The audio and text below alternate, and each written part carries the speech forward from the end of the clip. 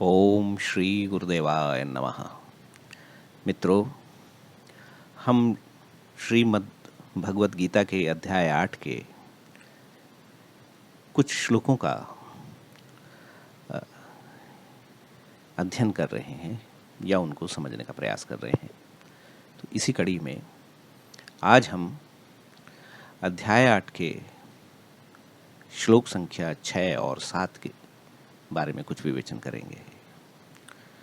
जैसा कि अध्याय के प्रारंभ में अर्जुन ने भगवान कृष्ण से प्रश्न किए थे, उन्हीं प्रश्नों के उत्तर में भगवान अपने मित्र को ये परम कल्याणकारी ज्ञान दे रहे हैं। तो भगवान अर्जुन को बता रहे हैं कि अंतकाल, जिस समय मनुष्य का अंतकाल आता है, उस समय वो जिस भाव में होता है उसी भाव से उसकी गति होती है, यानी कि उसका आगे का मार्ग प्रशस्त होता है। तो भगवान कह रहे हैं इसमें कि यम यम वा अपि स्मरन् भावम त्यजति अन्ते कलेवरम तम तम एव एति कौन्तेय सदा तद्भाव भावितः। अर्थात, हे कुंती पुत्र अर्जुन, यह मनुष्य अपने अंतकाल में, यानी कि मृत्युकाल में जिस जिस भाव को स्मरण करता है, जिस जिस भाव को स्मरण करता हुआ शरीर का त्याग करता है। अब आप देखिए कि मृत्यु समय में जनरली जिस समय आदमी की मृत्यु काल आता है, उस समय उसको उतनी चेतना होती नहीं कि वो किसी प्रकार का चिंतन करे। लेकिन यहाँ पर ईश्वर भगवान कह रहे हैं, क्योंकि वो पूर्ण जीवन, संपूर्ण जीवन में एक विशेष भाव से भावित रहता है। हम अपना जीवन देखें, संपूर्ण जीवन का जब हम अपना एक तरीके से उसके बारे में विचार करें, तो हमें पता लगता है कि हमारा संपूर्ण जीवन किसी एक विशेष भाव से भावित रहा है। यानी कि वैसे तो कई भाव हैं, संसार में कई भाव में आदमी भावित रहता है। कभी दुख में है, कभी सुख में है, कभी दान दे रहा है, कभी कल्याण कर रहा है, कभी अध्ययन कर रहा है, कभी स्मरण कर रहा है, कभी भूल जा रहा है, कभी दुखी है। अलग अलग प्रकार के भाव, नाना प्रकार के, अनंत प्रकार के भावों से भावित रहता है। लेकिन प्रत्येक मनुष्य का अगर वो अपने जीवन का चिंतन करे तो वो ये पाएगा कि उसका जीवन, संपूर्ण जीवन किसी न किसी एक विशेष भाव से भावित रहा है। वही भाव उसके जीवन को चलाता है, उसी भाव से भावित होकर वो जीवन में चलता है। तो अंतकाल में भी वो उसी भाव से भावित होता है। यद्यपि उस समय उसकी चेतना उस लेवल पे नहीं होती कि वो कोई विशेष चिंतन करे, लेकिन संपूर्ण जीवन वो जिस भाव से भावित रहा, उसी भाव से वो भावित हो जाता है और उस भाव के वशीभूत होकर शरीर का त्याग करता है। तो जिस भाव में वो शरीर का त्याग करता है, उसी भाव के अनुकूल उसको अन्य देह, यानी कि नेक्स्ट जो उसकी देह है, उसकी प्राप्ति होती है। ये अंतकाल की बात भगवान कह रहे हैं। तो उसको एक्सप्लेन करते हुए, उसको थोड़ा विस्तृत करते हुए भगवान क्या कहते हैं अगले श्लोक में कि तस्मात् सर्वेषु कालेषु माम अनुस्मर युध्य च मयि अर्पित मनोबुद्धिः माम एव एष्यसि असंशयम्। कि अर्जुन, चूंकि जीवन भर जिस भाव को तूने धारण किया, या जिस भाव से मनुष्य भावित रहता है, उसी भाव से वो शरीर का त्याग करता है। इसीलिए मैं ये कहता हूँ कि तू सब समय में निरंतर, सर्वकाल में निरंतर मेरा स्मरण कर। यानी उस समय युद्ध हो रहा था, उस समय कोई अर्जुन का देहांत काल तो नहीं आया था, लेकिन भगवान कह रहे हैं कि युद्ध है, युद्ध में कुछ भी हो सकता है, किसी भी क्षण मृत्यु आ सकती है। लेकिन ये ध्यान में रखते हुए, ये धारणा करते हुए कि मेरा किसी समय भी अंतकाल आ सकता है, तो ऐसे भाव में भावित हो जाओ जो कि कल्याणकारी है। यानी कि अगर आप ईश्वर को पाना चाहते हैं, जैसा कि अर्जुन ने प्रश्न किया था कि अंतकाल में मनुष्य ईश्वर को कैसे प्राप्त करे, तब वो ये कहते हैं कि अंतकाल तो जब आएगा तब आएगा, लेकिन तू इसी क्षण से, इसी काल से मेरा निरंतर स्मरण कर। इसमें वो स्मरण शब्द भी कह रहे हैं और उसके साथ निरंतरता की बात कर रहे हैं। निरंतरता का मतलब है कि लगातार, और साथ ही साथ युद्ध भी कर और अपना कर्म भी कर, जो कर्म तेरे यथा योग्य है, जो तुझे इस संसार में रहने के लिए। संसार की अपनी गति है, मनुष्य की एक अपनी गति है, जीव की एक अपनी गति है और संसार की एक अपनी गति है। तो संसार की गति से सांसारिक कर्म उत्पन्न होते हैं, तो सांसारिक कर्म करना है। सांसारिक कर्म के लिए उस समय चूंकि अर्जुन जो थे वो युद्ध के मध्य थे, तो युद्ध तो उनको करना ही था। तो युद्ध भी कर, यानी कि जो अपने सांसारिक कर्म है उसे भी कर, लेकिन उन सांसारिक कर्मों को करते हुए तू मेरा निरंतर स्मरण कर। तो भगवान यहाँ पर जब निरंतर स्मरण करने की बात कह रहे हैं तो उस समय वो अपने मित्र स्वरूप को नहीं कह रहे हैं, वो अपने परम स्वरूप को स्मरण करने के लिए अर्जुन से कह रहे हैं। परम स्वरूप जो कल्याणकारी है, जिसको पाना प्रत्येक जीव का लक्ष्य है, जिसको पाना प्रत्येक प्राणी का लक्ष्य है, उस रूप को निरंतर ध्यान की बात भगवान कह रहे हैं।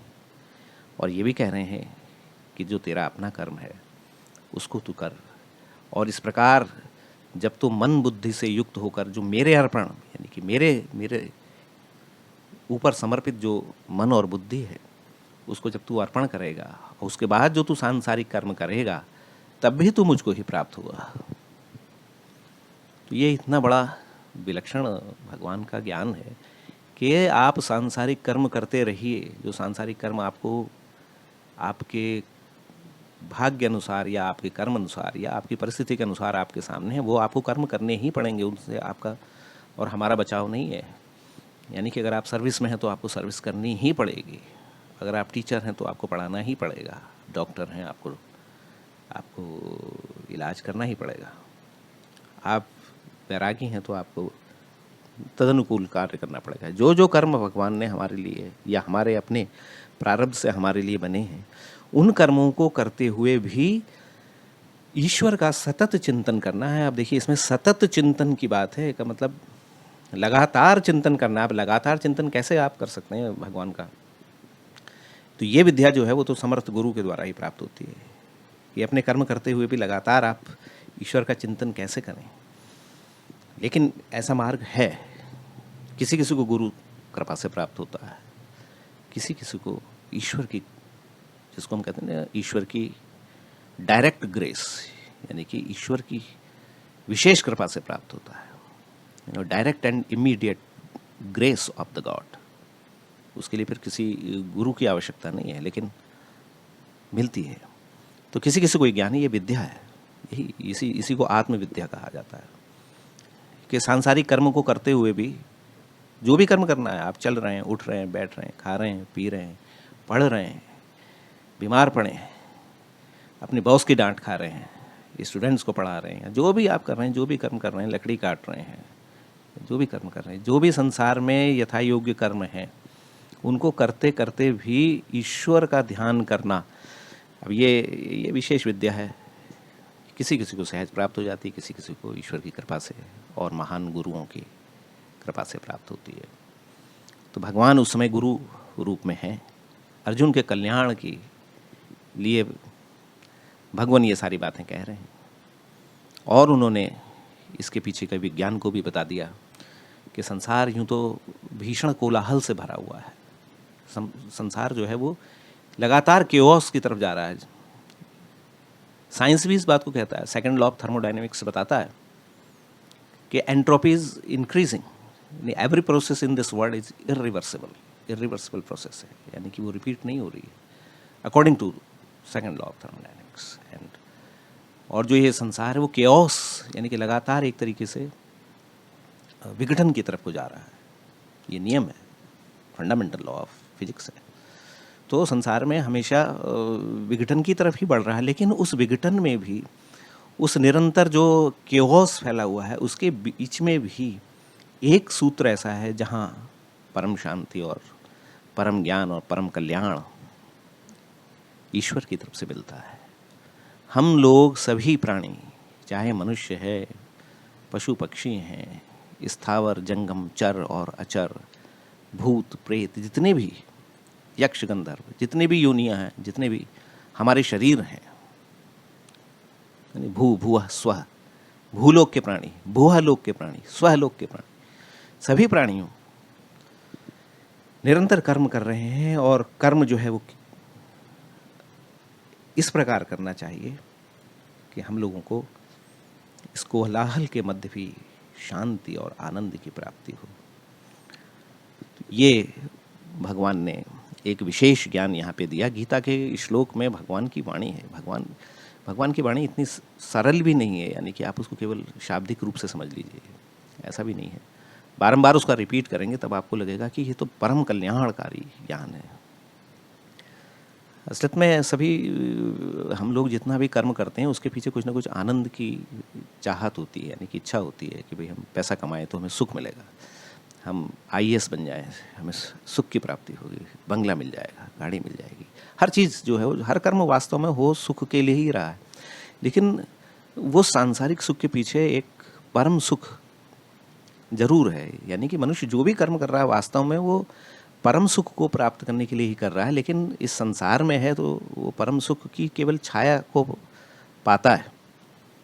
तो इसलिए जब हम कोई कर्म कर ही रहे हैं और हमको ये मालूम है इन प्रिंसिपल कि अल्टीमेटली ये कर्म जो है वो मैं अपने परम आनंद को प्राप्त करने के लिए ही कर रहा हूँ, तो फिर जो हम कर्म करते हैं उनको विशेष पूर्वक और बड़े उत्साह से और बड़े ज्ञान पूर्वक करना चाहिए। यही भगवान की इसमें अर्जुन को उपदेश हैं कि युद्ध कर रहे हो, युद्ध आन पड़ा है तो उसमें घबराने की कोई आवश्यकता नहीं है, युद्ध तो करना ही पड़ेगा। लेकिन उसको ये मानते हुए और ये धारण करते हुए कि ये ईश्वर की कृपा के लिए और संसार के कल्याण के लिए मैं ये युद्ध कर रहा हूँ, ये मेरा क्षात्र धर्म है, धर्म युद्ध कर रहा हूँ।